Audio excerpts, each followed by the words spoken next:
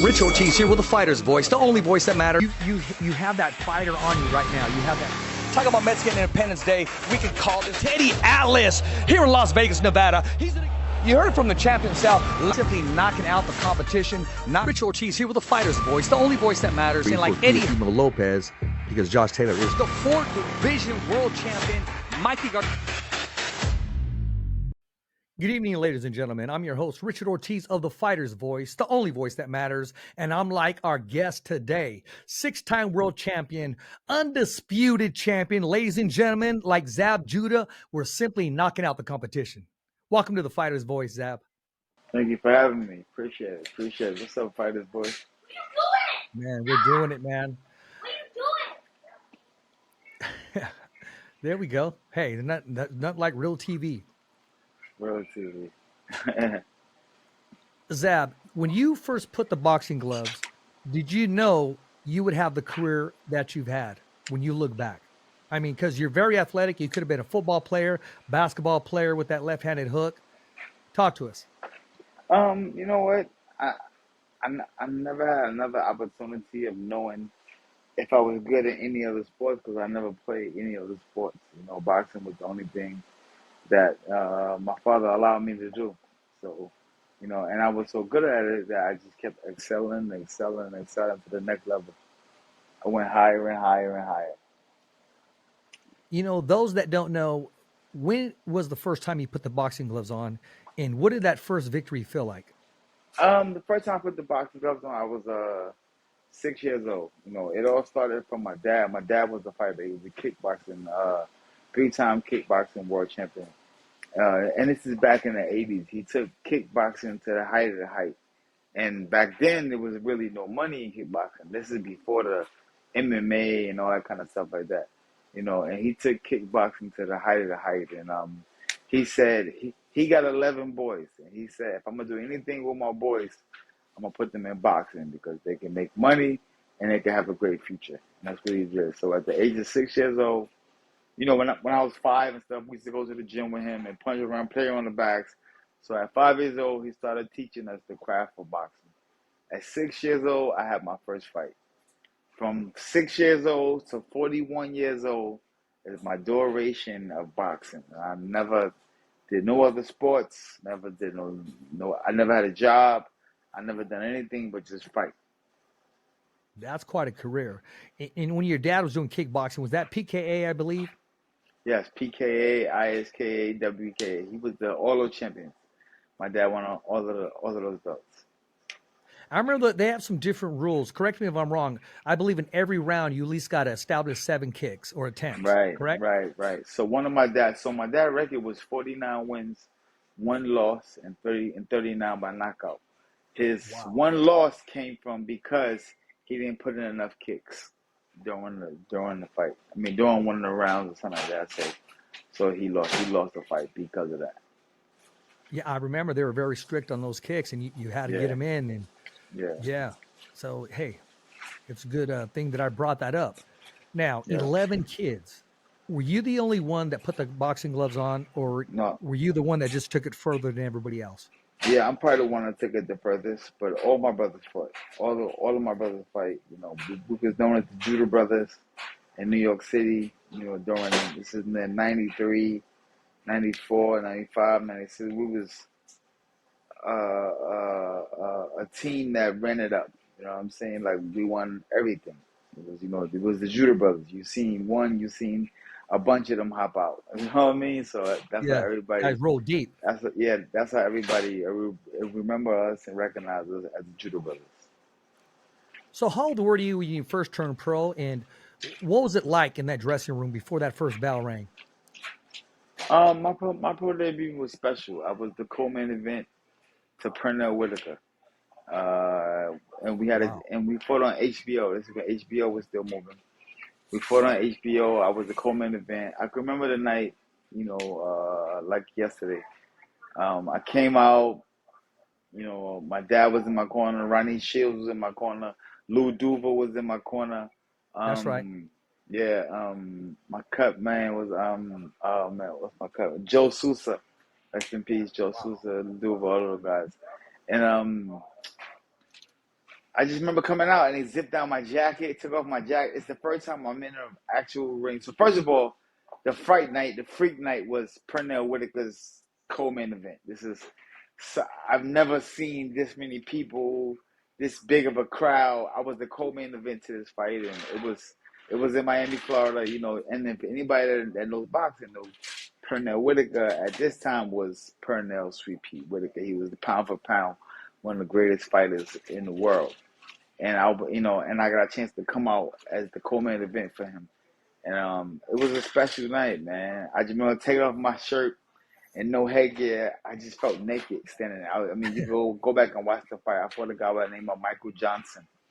And second round knockout, I came out, I was just standing they were announcing me, I was just standing there like, oh shit, you know what I'm saying? Like, yo, this is crazy.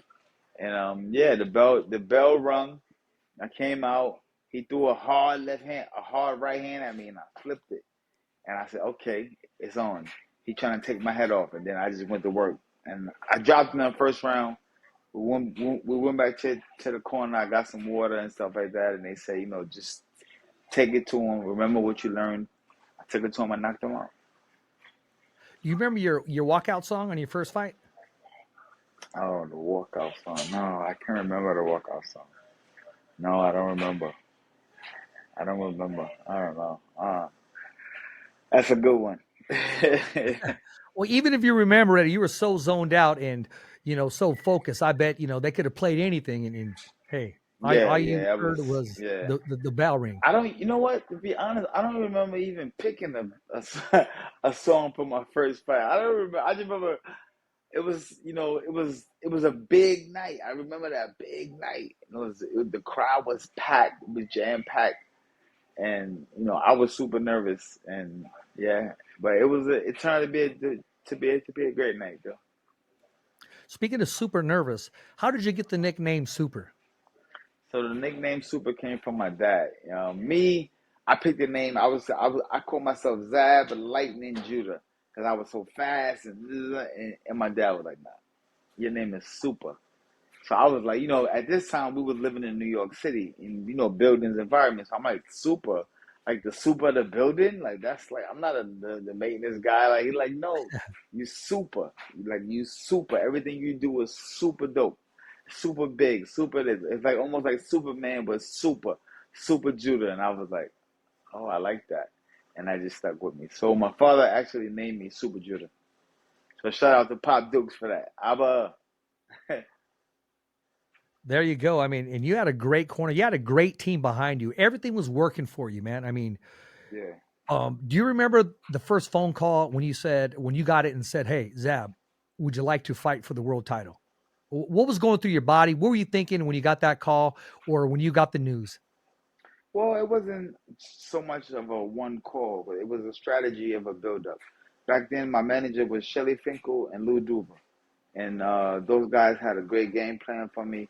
They actually promised me exactly what happened. And they said, if you listen to us and you do it the way we show you to do it, you'll be champion in the world.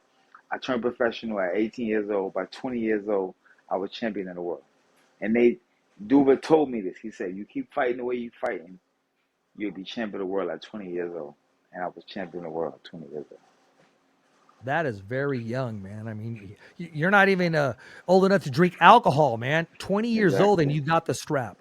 Exactly. I mean, when you went back to your hometown or just walking around, was there a bit of proudness, and how did your town treat you?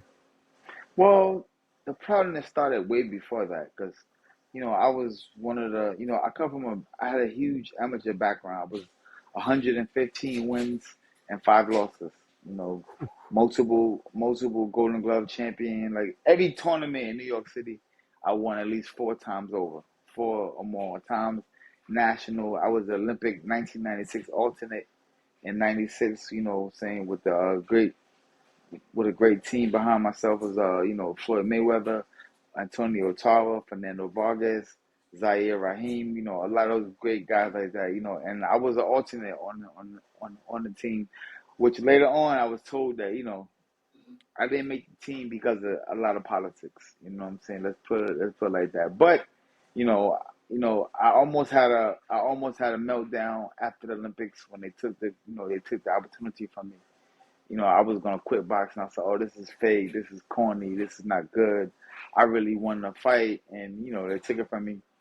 And my dad said, "No, don't quit. Keep going. Keep going." And that's when Lou Duva promised me. He said, "You're 18 years old, and if you give it your all, like I know you can, by 20 years old, I promise you'll be champion of the world." And I stuck to the game plan, and we accomplished it. Speaking of the great Lou Duva, that's one trainer that has his fighters back completely. I mean, 100%. I've seen him, he'll even go off and put his hands up if he needs to, and he'll get in your face and let you know if something isn't right with the decision or the way his fighter is being treated. So you had some great support and backing. That was a tough Italian guy right there. That was one Italian guy. That was no joke. No joke. Lil Duva was with the business. Like they say today, he stood on his business. He was about that life. Yeah, he was about that life. No joke. Okay, you're champion of the world. You have the opportunity to become undisputed, and you became undisputed champion of the world, welterweight champion of the world. Yeah. When you reached that plateau, sky was the limit for you. How did you feel? I mean, you were in pound for pound considered one of the best in the world. It was a great feeling, man. Just climbing up the ladder, man. Even before I got to the undisputed stage, and days of that, it was so much more obstacles throughout the way. You know what I'm saying? The Mickey Ward fight. That was one of my, at that time before the undisputed. That was one of the biggest endeavors and goals that I had to hurdle over. You know what I'm saying? Because that fight wasn't designed for me to win. I had 15 fights, and Mickey Ward had like 30 something fights. He was known for stopping everybody with the liver shot and everything. And they kept telling me, just, you a hell of a boxer, but you got to watch out for that liver shot. Watch out for that liver shot. Watch out for that liver shot. And he caught me with it. He caught me with it in the 7th round, but I didn't go down. I went kind of low, and I was looking at him and shit like that, tied him up, moved around the ring, a whole lot. The bell rung. Yeah. Got back to the corner, recovered myself, and I came back and I dominated again. I mean, that made you, because not only did you take it, you received it, you respected it, and it made you the fighter that you are today. I mean, to come back from defeat, and when you first, we won't talk too much about your first loss, but when you came back, I believe that was the best Zab Judah we could ever see. That's my opinion. You know what? Yeah, look, we could talk about it. The Kasazu loss, that was the first loss. And like I tell people always tell me, even to this day, like, "Oh, why you didn't stay down five more seconds? Why you didn't stay down and get your head clear? Why you didn't do it?" Because, like I had to say, for fighters that's listening and people that know training, where do you learn how to get up from a knockdown? When? Or how do you that. You don't learn in no gym or how to get knocked out and get up. That was never a lesson. So at this time when this happened, this was the first time this was happening to me. I was champion of the world, undefeated. Well, I had 28 wins. I was undefeated, 28 wins, and I just got caught with a shot. I went down, and my mind, get up. My body said, hold up. And next thing I know, I was looking at the referee, and he said, it's over. And I was like, what? Nah, bro, it ain't over. I don't lose. Are you crazy? I'm on my feet. And that's why you see me react the way I reacted. I was young. You know what I'm saying? I was young. I was shocked. I never went through anything like that. I never went through any kind of trauma like that where I was, went down and got up and the referee said, the fight's over, you lost. And I was like, what? Nah, bro, you got it twisted. I'm a champ here. We don't do that. And then I just went out the referee. I went, you can imagine being that young, something like that happening to you. Yeah, when the Bible said when you're a young guy, you react as a young man. When you're an older man, you react as an older man. Season. Yes, sir. Yeah. Hey, shout out to Kasia Zoo, man. I mean, it wasn't just anybody. And, speaking of Kasia Zoo, what do you think of his son, Tim Zoo? Tim Zoo's good. Tim Zoo's I think he's a good fighter. I think that he'll do good in his march right now that he's doing and what he's putting on for boxing right now. He's doing an excellent job. Keep it up, Tim. You know, I was shocked. I don't know about you when Cesar lost to Ricky Hatton. I did not expect that, and I didn't see that coming. Well, I mean, if you watch our fight, Kasazu, he landed one punch the whole fight. That was it. The one punch that I went down, and I was never able to continue to go on and show the world that I was better than that. They just called it off. So the first round, I beat him. I beat him decisively, easy. You know what I'm saying? It was a 10-8 round actually. I beat him in a 10-8 round in the first round. Second round, he caught me with one punch, and I went down. I got up, and they said it's over. So we never really got a chance to exchange leather, as people would say. You know what I'm saying? We never like some of the fights we see today when guys go back and forth and like a Mickey Ward or Toro Gotti. We never got a chance to do that. You know what I'm saying? The fight was, I dominated the first round. He caught me with one shot the second round, and that was it. And then he went back to Australia, and I never seen him again. Crazy. I wish that fight would have had time to settle, into the 6th, the 7th round. I call it the meat round because you got to have some balls to compete in those rounds because it's back and forth. 100%. All the wins, all the losses. And I will say, for the record, that was a knockdown against Floyd Mayweather. You were dominating Floyd Mayweather. You were the recipe, that you were the blueprint. I mean, the game plan was, that was your night. Let me ask you a question. Yes.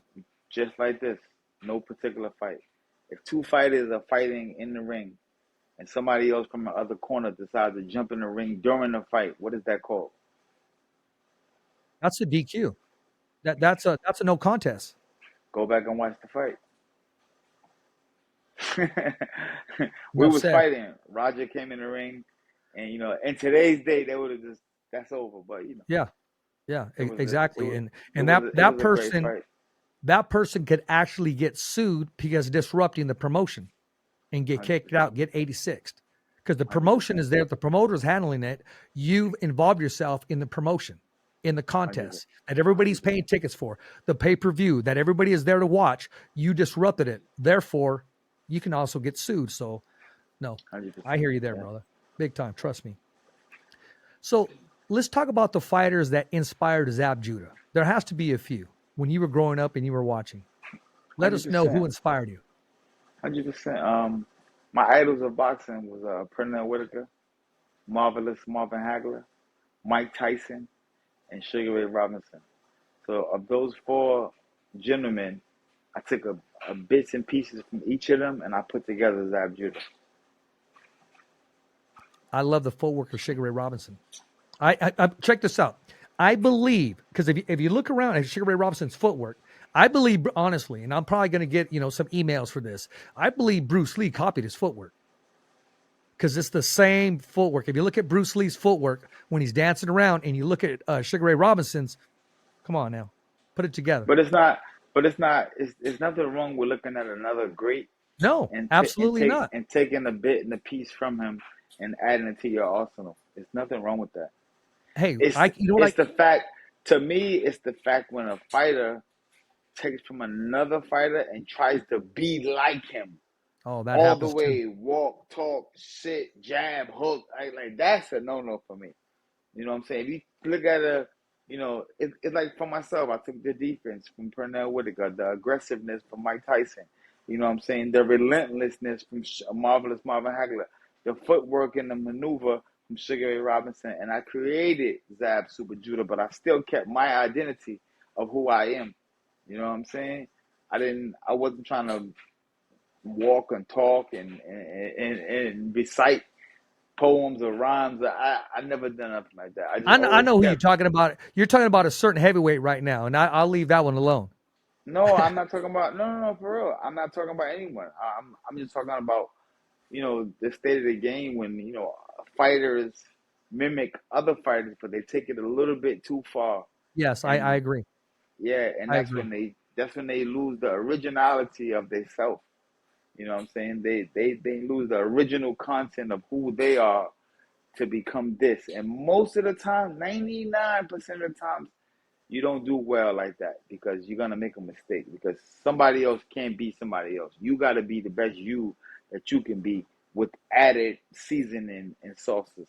It's almost like cooking. You know what I'm saying? Take a little bit of this, a little bit of pepper, a little bit of salt, a little bit of onions, and you create the dish. But you just can't dump the whole salt bottle in there. You know what I'm saying? You're gonna mess it up. Absolutely. 100%. But Zab, here's the thing. It doesn't just stop with boxing. When another man tries to mimic another human being completely without keeping his own identity, his own originality, he is no longer a leader. He's a follower. And to get back on the comparison that I made with the footwork of Sugar Ray Robinson and Bruce Lee, there's absolutely nothing wrong with grabbing a little bit. You know what I call that? I call that iron sharpens iron. 100%. 100%. 100%. Listen, you've been to several gyms all over the world. Where did you feel a gym where you just said, you know what, I'm at home? But when you went to visit other gyms, you're like, man, I'm liking it here because I'm learning here and I'm not as comfortable. I'm motivated. I mean, every gym I've always been to, once I step through the ropes, I always feel dominant. I feel like I'm at home. No matter what, long as there's a boxing ring inside the gym, once I climb through those ropes, I'm dominant. I'm back at home again. You know what I'm saying? I mean, like any fighter can tell you, no matter the environment outside of the ring, once you climb through those ropes, you feel at home and you feel comfortable and dominant. You should feel that. You know, how does it feel today, Zab? You know, I saw you at the, we'll talk about the Regents Pro Grade Devin Haney fight. To walk around and people still appreciate you to this day. People look at you like, you know, like you got a fight coming up. I mean, you're everybody knows who you are. How does that make you feel? Well, you know, it just showed me that I did something right in my career. It shows that I inspire a lot of people, that I really went in there, and anybody that knows me knows I went in there and I gave 100% Zab Super Judah. I laid it on the line every single time that I got in the ring. I never shortcut it or half step it. I never did the cherry picking and no, not him, give me him. You know, whoever was up next, let's go. Win, lose, or draw. We fought everybody. Is there ever one name or one person that got away or he was on your wish list or your bucket list, or you just say to yourself, man, I wish our paths would have crossed? No, nobody. Everybody happened in God's great timing. You know what I'm saying? Everybody that I was supposed to fight, I fought. People that I didn't fight, that's what the you know what I'm saying, the cards that was dealt was it wasn't meant to happen. Well, I'm going to throw three names at you only because they're dream fights for me. I would love to see Zab Judah against Roberto Duran. I would love to see Zab Judah against Julio Cesar Chavez. And even the late, great Hector Camacho, just because of the style, because another southpaw in the style, he liked to move around. And it's the boxer, which is you would have turned into the aggressor and you would have to cut the ring off to make him bang with you because Hector always moved around. Right. Well, all of those guys are senior peers to myself, and they all was great athletes of their time, and I have a lot of respect for all three of the gentlemen that you named. And you know, I don't know, I just I've always been a fan just to watch those guys compete. So I would never compare to say what I would have did against one of those legends. I grew up idolizing those guys and watching those guys. What does the 140-pound division need? It's full of stack. They call it the meat division. It's fire right now. Which four fighters would you put them in the likes of, no comparison, but just Tommy Hearns needed Sugar Ray Leonard, Sugar Ray Leonard needed Marvin Hagler needed Roberto Duran, and etc. Vice versa, however you want to spin it. They all needed each other to be great. What four fighters today would you say have the chance of being in those four kings in the 140-pound division? 140? I mean, yes. I'm only saying 140 because it's stacked. 140. Yeah, let's see. Let's go with the champs. Devin, Rolly,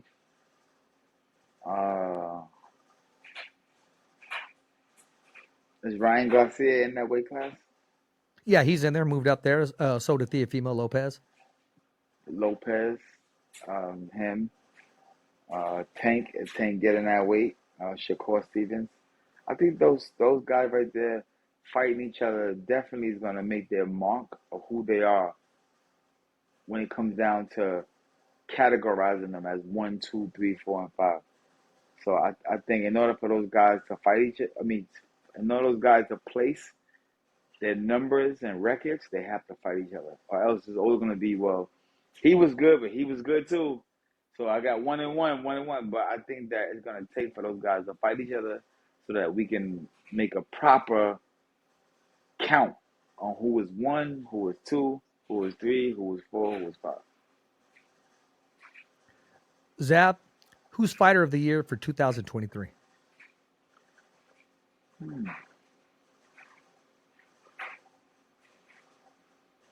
2023 was a big year, man. I'm going to call it between David Benavidez and Devin Haney. And Terrence Crawford. You got to put those three, you put them in a box. Devin Haney, David Benavidez, and Terrence Crawford. Those 3 guys right there definitely should be runner-up for a big year, 100%. Yeah, they had big years. And greatness with Devin Haney. I mean, he's so young. We're going to see some bigger fights coming from him. We already know what Bud Crawford is doing and what he wants to do. And David Benavidez is calling out one of the biggest faces in boxing. And not just to call him out, he truly believes he can defeat that man. 100%. Do you think we'll see that fight happen in 2024? David Benavidez and Canelo? 100%. I think Canelo, he had a great, awesome warrior career. You know what I'm saying? I think that 24 might be the year when he might hang it up. So I think on the way out, he got to give us the David Benavidez fight. It's only right. It's only right. It's only right. Oh, yeah, boxing would love to put that in its chapter. Devin Haney versus Ryan Garcia. I heard they're in negotiations right now. Right. When and if that fight happens, can that fight break all the records for pay-per-view, for attendance? And where should it be held at? It's a possibility. It's a possibility that it can break all the records and become one of the because there are two of the greatest young fighters of today, and we're gonna see 2 phenomenal boxers go at it. You know what I'm saying? So yeah, it has the likes to become one of the biggest fights of the year, 100%. What advice would you give, or do you have for a fighter like Regis Prograis, who gave it his all, just was ready to perform, and then come fight night, he just couldn't be himself? And not taking anything away from Devin Haney, but what advice do you have for someone like Regis Prograis? I like Richard Poindexter. He's a brother of mine. And I would just, if I could say anything, you know what I'm saying, next time around that he does do it, prepare yourself. Prepare yourself, physically and mentally for war. You know what I'm saying? I'm pretty sure he was prepared for war, but he know what I mean when he watched this. There's a little bit more he could have done to try to, put himself in the, it's like for me, if I was never a fighter, I could never speak like this. I had opportunities when I had to go into a challenger's hometown and fight them. Brother, I was from head to toe, I was ready. My mental, my mind, my everything. So it was nothing that you could have done to me on that particular day that I wasn't ready for. So I would just always tell him that, you know what I'm saying? It's nothing wrong with him. He's still a great fighter. He's still a dynamite puncher. I think that he can put it all back together again and go in there and get it again, 100%. I agree with you. I'd like to see him matched up with possibly Jose Ramirez or possibly Arnold Barboza, because those guys really don't run. They'll sit there and stand with you and bang, or even possibly Rolly, because Rolly's a banger. I mean, he likes to bring it as well. Right. No, most definitely, man. Like I said, I definitely look forward to seeing Regis Prograis come back 2024 and gain another world title and do it again and get back to the top. The last words I had with him, he said, Richard, I'm going to be a 3-time world champion. He said, so make sure you tell people. I said, okay, I make sure I do. And, I treat him the same way as win, lose, or draw. I believe him. I believe him. You just got to put the hard work with it. That's it. Hard work and dedication, go in there and get it. Zab, I actually met you when Floyd Mayweather was going to fight, I believe, Conor McGregor. I mean, Vegas was crazy. I met you for the first time, and I've always watched your demeanor. I've always watched your fights and how you handle himself. You had a great upbringing because you're always so cordial with all the fans that come up to you. I've never seen you turn down an autograph or a picture. And is that your upbringing, or is that just who you are? I mean, at this point right now, I gotta just say it's who my parents raised me to be. You know what I'm saying? 100%. And the higher you go in this game, you realize that an autograph and a picture goes way further than you. You know what I'm saying? Sometimes when you take pictures with fans, you never know where a fan could live. A fan could take a picture with you in Las Vegas at the MGM, but they live in France. So now this picture you just took with this person, it goes back to France. You might not have never been to this part of France or never gonna make it there, but your picture is up in someone's home in this area in France or anywhere else in the world. You know what I'm saying? I'm just saying France because of the situation. You know what I'm saying? But a picture goes a million. It goes way further and longer than people do.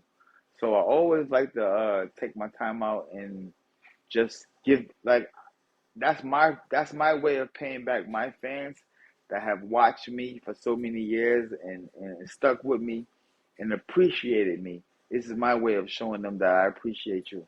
Stopping and taking a picture, stopping and taking an autograph, stopping and kicking with them, listening to conversations.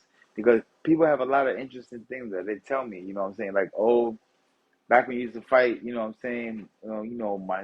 My dad was the biggest Zab Judah fan. He would shut the house down and God forbid, win, lose, or draw, whatever happened, anything go. If everything went right, he would go crazy, have fun. If it didn't go right, he'd kick everybody out the house. Get out, you know what I'm saying? So those type of stories and things, you know what I'm saying? I'd be very happy to hear. And I like to take time out and listen to my fans because when I was in the ring performing, I didn't know about nobody's having a party at their house for Zab Judah. I didn't know these people really was diehard fans that was trying to buy a ticket and do whatever they had to do to make sure they attend a Zab Super Judah fight. So I never knew that. So now that I'm said and done and it's over, when I'm outside and I get to meet these people and we get to kick it, oh man, I'm very appreciative to it. Very appreciative. Zab, I got a question coming in. It's from Shelly Hollis from the Black Corner. Yeah, Zab, when you hit the town, what kind of cologne do you splash on?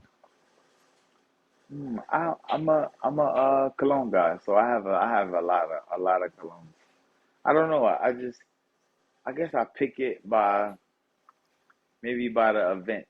You know what I'm saying? I got some good $800 bottle of Creed in there that I only wear that when I go to special event, like special. You know what I'm saying? But yeah, I don't know. I got a whole bunch of cologne in there. So yeah, so I definitely like this. Look good, smell good. Because it makes you feel good. I'm gonna break the third wall right now, and I'm looking at our producer right now. What's my favorite bottle of cologne? Creed, right? Man, that's a game changer. But it's so pricey. I was thinking about it. Do I do it or not? And when I dropped the card on there, so I figured I'll make payments on it. It's a game changer, Zab. It is a game changer. It's a wrap. It's a wrap. No, when you get the other stuff, you be Yeah, exactly. You shower in it, but that is whack. That's it. Exactly. Hold on. And let it live and fight another day. We're trying to save it. 100%. Absolutely, man. Are you a watch guy? Do you collect watches too? Yes, is that your thing? Yes, I collect. How many watches you got, Zab? I used to have a lot more. I have I got a nice Rolly piece, an Audemars. I keep it nice and classy. There you go. I love my everyday iPhone watch. I'm not gonna lie. This is my everyday go-to because you know what? This watch does so much more. Absolutely.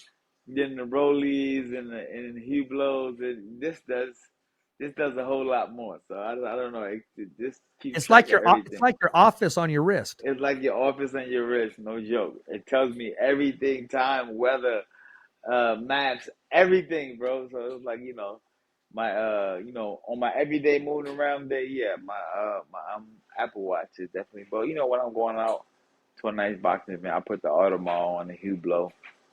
I got some Cartier watches. Yeah.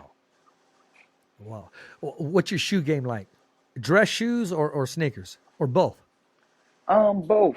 But these days I'm kind of a New Balance guy. I'm kind of a New Okay. Balance. I like New Balance, so I got 1,000 pairs of the same shoe, just in different there colors. you go. Yeah, I got because they're the most comfortablest shoe that I've ever. I got like 10 of them right here. You know what I'm saying? Like they're the Absolutely. most comfortable shoe that I've ever wore. Most definitely, like especially when you like me, I do a lot of walking when I'm in different places. So yeah, I'm definitely gonna go to with the New Balance. And then like if I'm doing like a short little something, I think pair Air Force Ones or shell toes. So it's New Balance, Air Force Ones or shell toes. Those are my Okay. go-to shoes. And then if I'm going like I'm dressing up going somewhere, I got some designer sneakers, couple Dojo Gabanos, couple Gucci Wow. pair of Gucci's. Just I'm Little not. something. Yeah. I'm not really a flashy guy like that.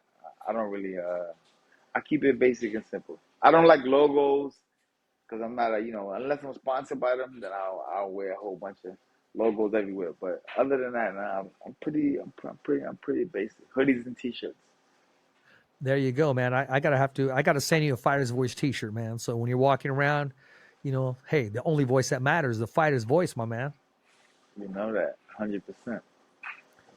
Listen, what's a day like, a regular day like? Before I let you go, what's a regular day like for Zab Judah? Well, these days are different now. Now that I'm retired, I spend a lot of time with my children. I'm an active dad. I like to take my kids to school like every day. Like I like to take them to school, pick them up. I'm a football dad. My sons just won the Super Bowl this year. They played for the Bears.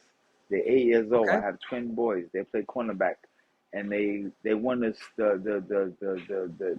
championship this year, and they got a chance to play at SoFi Stadium for the championship Wow. game. So that was amazing. That was What amazing. So what numbers do they wear?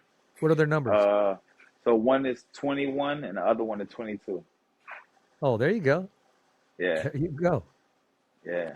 So none of them ever say, Legendary, hey, legendary numbers. Emmitt Smith. so who's your football team? I'm a Giant fan. I'm a Giant. You know what? I mean, that's something that we learned when we was young, growing up in New York City. The way my family was set up, if I came in the house liking anybody or anything else, my uncle would have beat the hell out of me. You know what I'm saying? So you had to be Yeah, I a hear you. Knicks fan and a Giants fan. That's right all day. Knicks, Giants, I'm a Knicks fan, and I'm from California. Knicks, Giants, and Yankees. 100%. If you go against the grain, you get beat down. Well, I like the Yankees uniforms. I'll tell you that, and I am truly a New York Knicks fan. With Bernard King, Patrick Ewing. Even I follow Patrick Ewing. He was at Georgetown. Patrick Ewing, Devin Wingate, Reggie Williams. They even had a fighter named Michael Jackson. And remember that freshman Michael Graham? But he got in trouble. But he had handle, man. I mean, 100%. I'm taking it way back. 100%. Once Brooklyn got the team Brooklyn and they moved over to Brooklyn, 100%. We had no choice but to be Brooklyn fans. I hear you, man. Hey, you have a lot of family support Yeah. because they're guiding you the right way. They want to make sure. Yeah, 100%. 100%. Yeah. Plus, it would cause too much beef to come in the house and say, especially, at this time of living in New York, if I'd have came home and said, I'm a Laker fan, brother, it would have been war. I'm a Kobe It fan. would have been war in that house. War. War, War. You know what exactly. I mean? No joke. So, who do you enjoy watching as far as fighters today? Who do you like to watch? Where because your schedule can get busy. What makes you say, "Hey, I'm not going to miss this fight because I want to see this fighter"? Um, Yeah, I pretty much attend to, a lot of the fights now. I'm at every one. I've been at probably all 31 of Devin fights, 100%. Um, Terrence Crawford, Gervonta Davis. Um, I'm a fan of these guys. I like let's see um what's my guy middleweight Andre Ward. I was the Andre Ward fan. Yeah. Um, Heavyweights. I was really a diehard Tyson fan. I was really no other heavyweights that came up that really after the Tyson era that really enthused me to be at their fights. Well, I used to like Lennox too. I ain't got for Lennox. Lennox. Yeah. I liked the Lennox because there was Lennox Lewis was the only fighter to revenge and defeat every opponent that defeated him, and Yeah. that was phenomenal. I don't think that he gets enough credit as he's supposed to in the sport of the game because that's very very dope and challenging thing to do. You know what I'm saying? To defeat everybody that defeated you. He did. He came back and defeated Oliver McCall. Came back and that right hand with on Rockman. I mean, I can't look at it too much because that was just Right, precise, and he avenged him. right, 100%. And big shout out to Rockman too. Rockman was my guy too. I would love to watch Rockman, excuse me, and David Tua. David Tua was one of my favorites. He get busy. Yeah, I like David Yeah, too. I used to always call him he was like a miniature Mike Tyson yeah, back in the yeah, day. yeah, And yeah, but when he fought Lennox kind of neutralized him a little bit yeah, because of the height and 100%. the reach, and imposed his will as far as the mass that he had, the body. That's why you had to give Lennox Lewis a lot of credit for his heavyweight uh, timeline that he fought everybody. But like I said, the master of all masters of my era was Mike Tyson. Nobody done it like Mike. Nobody. No, It I agree was with you. from me watching his sparring to me watching his fights. There was never no human being that ever go in there and duplicate what Mike Tyson started out. No, and he continues to inspire today. He continues to just whenever he's around, his presence alone, it Powerful, brings out the best in you powerful, because you're excited. powerful. Hundred Exactly. percent.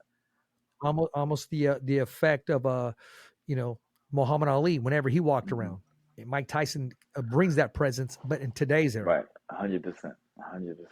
Yeah. My all-time great is Tommy Hearns, Tom, my favorite fighter of all time. Tommy Hearns. I love the jab, his boxing ability, his power. I grew up watching him, Who and you say? I like Julio Cesar Who you Chavez. say had a? What was Who that? you say had a better jab? Tommy Hearns, Mark Breland, or Larry Holmes? Oh, Larry Holmes. Larry Larry Holmes. was the man. When you think of the jab, you got to You go with gotta Larry go with Holmes. Larry, boy. Larry, he'll tattoo your face with one hand. No Larry joke. Holmes will knock you out with the jab. Yeah, yeah. Larry was cold with it. Yeah. Yeah, he was. Who do you think had the best left hook? To the body. I fucked to Mickey Ward. Okay. What? I like Mickey Ward. He was I also like Chavez's left hook to the Chavez body. was cold. Chavez was cold. Chavez was cold. And Tommy Hearns, he didn't get enough credit for his left hook. Right. But he just, the whole thing was the right hand. Right. Yeah. Those gentlemen was So who had some of the best? No, go ahead. said those gentlemen were very great in their timeline of what they Absolutely. done. 100%. Who had some of the best chins in boxing? Best chin. Gotta go with a number one. We gotta go with a Mike Tyson. He had a hellified chin. He went through a lot of guys. Yeah. Julio Cesar Chavez. Yeah. Pernell Whitaker. Pernell had a cold Yeah. chin. Pernell, you wasn't knocking Pernell Yeah. out. No, you weren't. First of all, you're hitting air. Yeah. Mitch Green. Yeah, think about it. Okay. Mitch Green was They hit Mitch Green with 45 slugs, from everywhere. He never goes down. Mitch Green had a hell of a chin. Who else?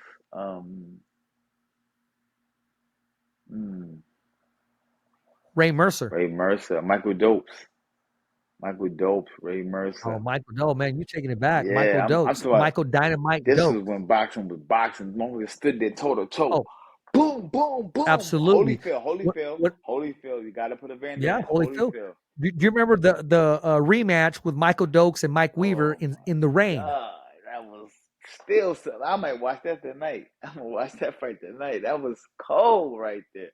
You talk about That was toe to cold. toe exchange action. Oh my God, it don't get no Absolutely. better than that. Young people, please tap into that. Go in there and watch that fight. Why they don't make fighters? Exactly. They don't make fights like that no more. And I don't. No, they don't. And I really don't recommend that kind of rock'em sock'em back and forth robot kind of fighting, because that was like, you leave out that fight with brain damage like instantly. That that brings instant brain damage.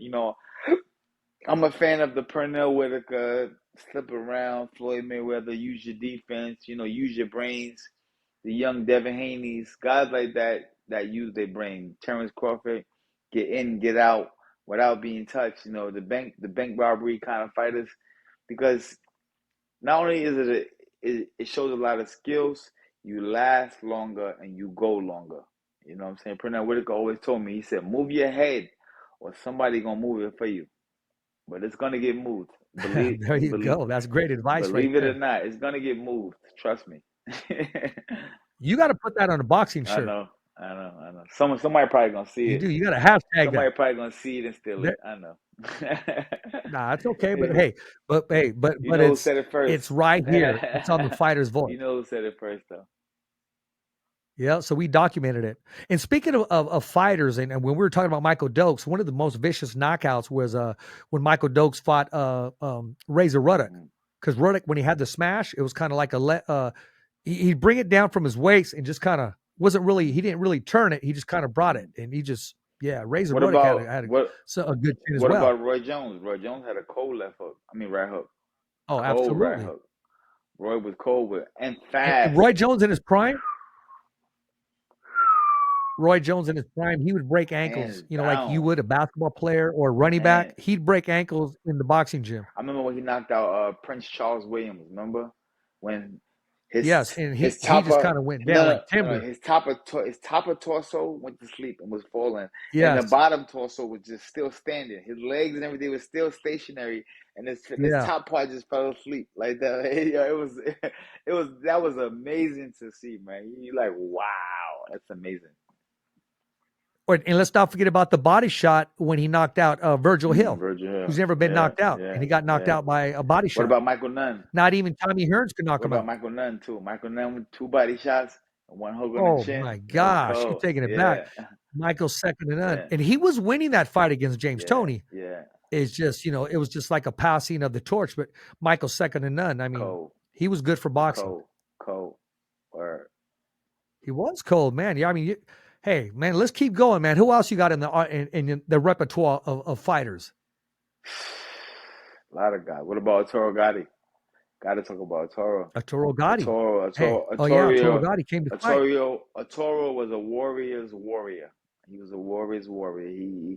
One thing about Arturo, you fought him, because I used to spar with him, so I know even in sparring, when you got to spar Arturo, get ready, because it's gonna be some.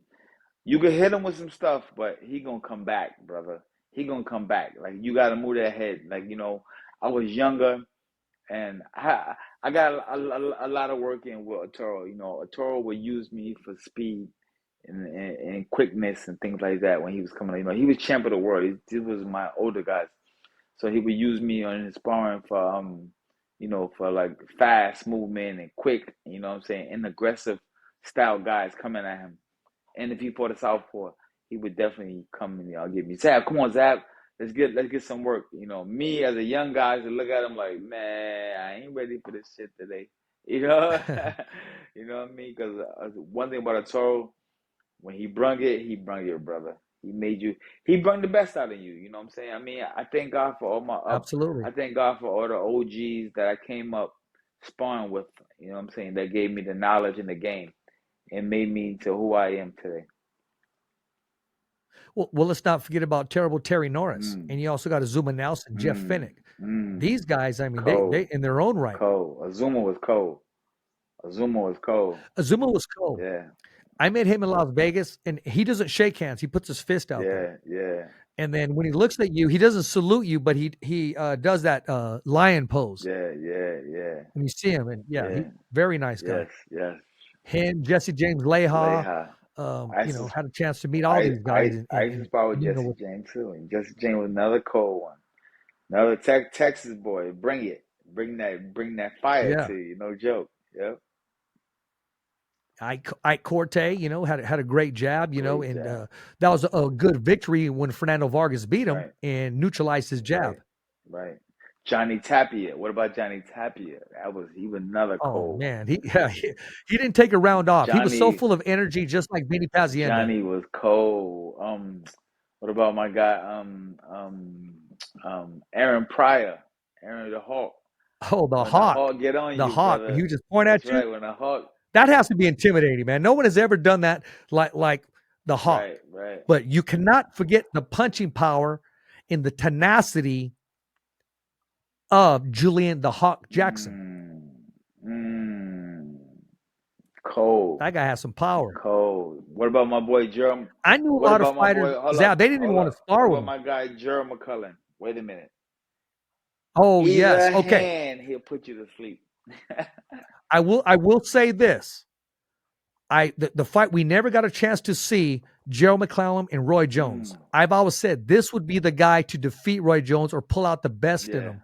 And prior to that fight against Nigel Benn, Jerem McCullen made weight at 160, but he struggled. And he said, this is my last fight at middleweight. He came back and fought another fight against Nigel Benn. He came in at 159 on that horrible night, which I think the fight could have easily been stopped in the first round. You remember that? Yep. And big shout out to Nigel Benn too. He was also a force to be reckoned with. Oh, Nigel was cold. Absolutely. Nigel was my man. Nigel brought great guy. Great guy. The Dark Destroyer. Yeah, great guy. The Dark Destroyer. Yes, great guy. So what fighter do you think had the best nickname?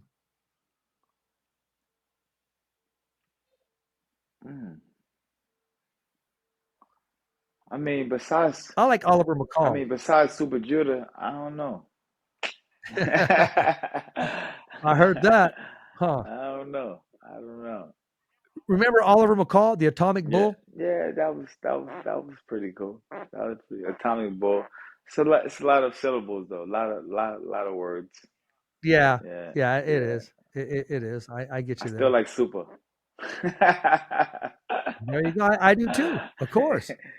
Still like Super. Yeah.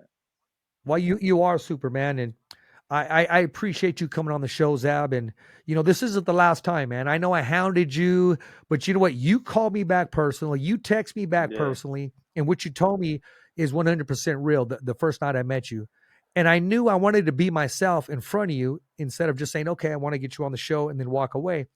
So I dropped the intro line for you. You stopped and you liked it, so I appreciate it. Yeah, most definitely. That was cool. Like a Michael Buffer introduction.